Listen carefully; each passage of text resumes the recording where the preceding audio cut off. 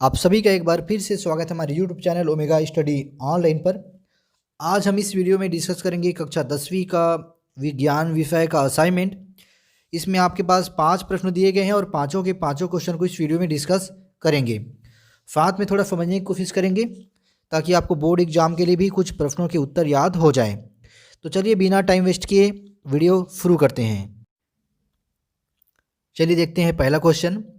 और पहले क्वेश्चन में अपन को प्रकाश की चाल कांच में और जल में ज्ञात करनी है, जबकि कांच और जल का अपेक्षिक अपवर्तनांक क्रमशः 3/2 और 4/3 दिया हुआ है। तो सर्वप्रथम अपन जो है लिख लेंगे कि प्रश्न में क्या दिया हुआ है। तो इस तरह से आपको इसको जमा लेना है, ठीक है। उसके बाद देखिए मानना है अपन को कि माना पानी में जो प्रकाश की चाल है वो VW है और कांच में प्रकाश की चाल कितनी है तो VG है। अब अपन परिभाषा में चलेंगे, तब अपेक्षिक अपवर्तनांक की परिभाषा से अपेक्षिक अपवर्तनांक यानी कि n बराबर होता है निर्वात में प्रकाश की चाल यानी C और माध्यम में प्रकाश की चाल यानी कि V। अपन को पहले पानी के लिए ज्ञात करना है। तो पहला है आपका पानी में प्रकाश की चाल। तो पानी के लिए क्या हो जाएगा NW C/VW, W मतलब वाटर। अब जो C होता है, C मतलब निर्वात में प्रकाश की चाल। तो निर्वात में प्रकाश की चाल जो होती है वो होती है 3 × 10⁸ मीटर प्रति सेकेंड।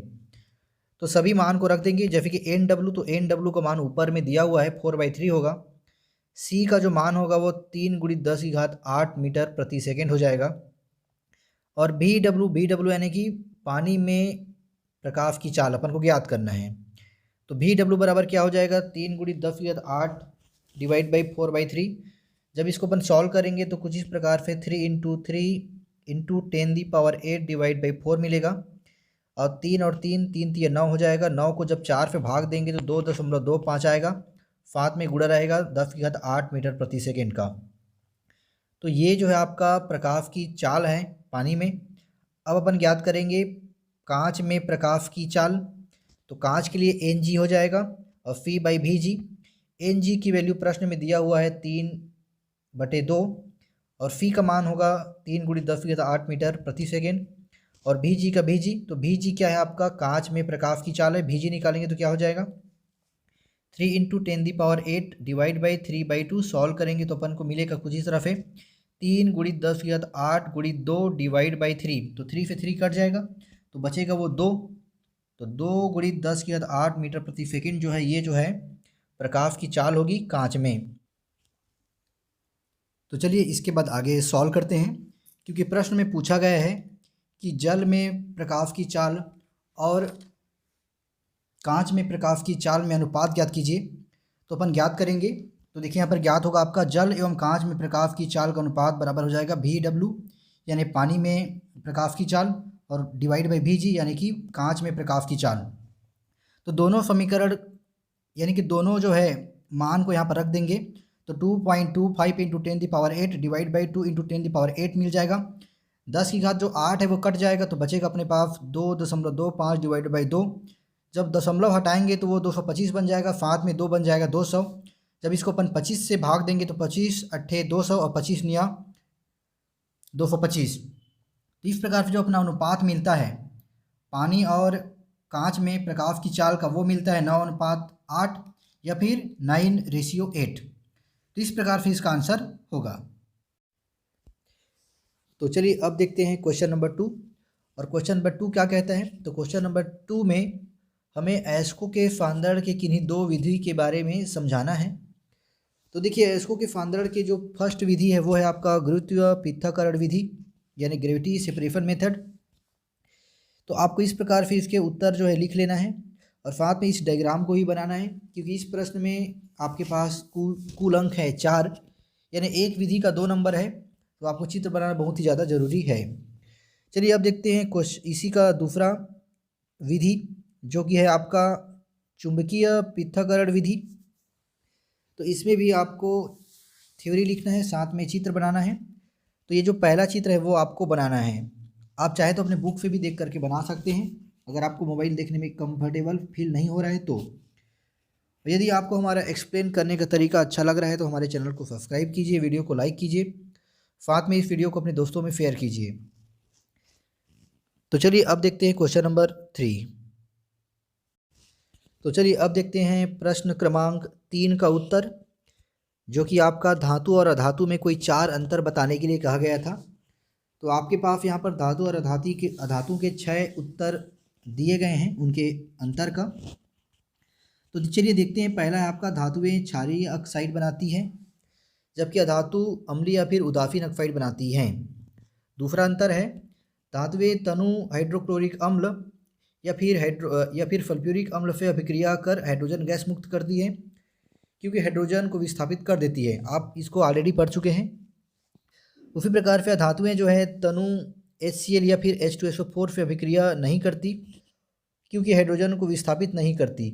तीसरा अंतर जो होगा आपका, धातुएं अपचायक होती है जबकि अधातु उपचायक होती हैं। धातुएं इलेक्ट्रॉन ग्रहण कर प्लस आयन बनाती है, जबकि अधातुएं इलेक्ट्रॉन ग्रहण कर क्या बनाती है, तो निगेटिव आयन बनाती है। धातुएं जल से हाइड्रोजन को विस्थापित कर देती है, जबकि अधातुएं जल या भाप से अभिक्रिया नहीं करती, अतः हाइड्रोजन को विस्थापित नहीं कर सकती। छठवां उत्तर भी आप देख सकते हैं। साथ में आप सिंपल वाला आंसर भी लिख सकते हैं, जैसे धातुएं में चमक होती है, अधातुओं में चमक नहीं होती। धातुएं आवाज़ उत्पन्न करती हैं, अधातुएं आवाज़ उत्पन्न नहीं करती। धातुओं को पीट करके लंबे तार के रूप में परिवर्तित किया जा सकता है, जबकि अधातुओं को पीट करके लंबे तार के रूप में जो है परिवर्तित नहीं किया जा सकता। तो इस प्रकार के सरल वाले उत्तर भी आप लिख सकते हैं, लेकिन मैं आपको बोलूँगा कि आप यही वाला आंसर लिखिए, क्योंकि वो वाला जो अंतर है आपको बहुत ही ज़्यादा सरल है, छोटी छोटी कक्षाओं में वो यूज होता है। तो चलिए अब देखते हैं नेक्स्ट क्वेश्चन। और यदि आपको हमारा यह वीडियो अच्छा लगा हो तो चैनल को सब्सक्राइब कीजिए, वीडियो को लाइक कीजिए, साथ में शेयर करना ना भूलें, क्योंकि आपके एक शेयर करने से हमें इसी तरह के नए नए वीडियो बनाने के लिए मोटिवेशन मिलता है। तो चलिए अब देखते हैं नेक्स्ट क्वेश्चन।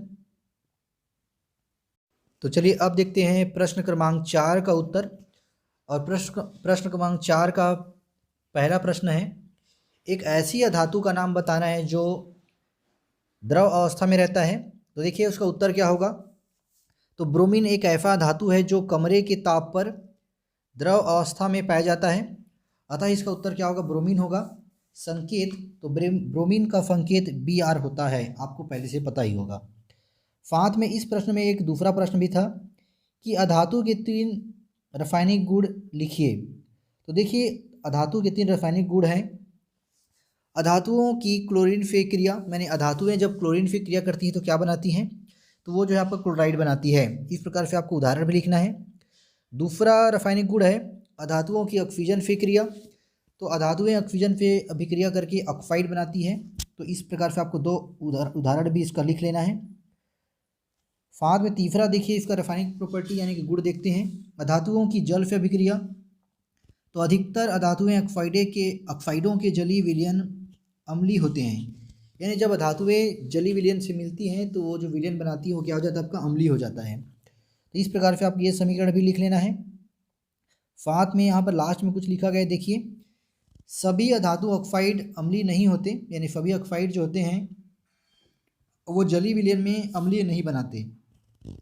उदाहरण के लिए जल हाइड्रोजन का ऑक्साइड है और इसकी प्रकृति क्या होती है, उदासीन होती है। H2O हाइड्रोजन ऑक्साइड, और इसकी प्रकृति क्या होती है, उदासीन होती है। तो इस प्रकार से ये जो क्वेश्चन नंबर 4 है वो यहाँ पर कंप्लीट हो जाता है।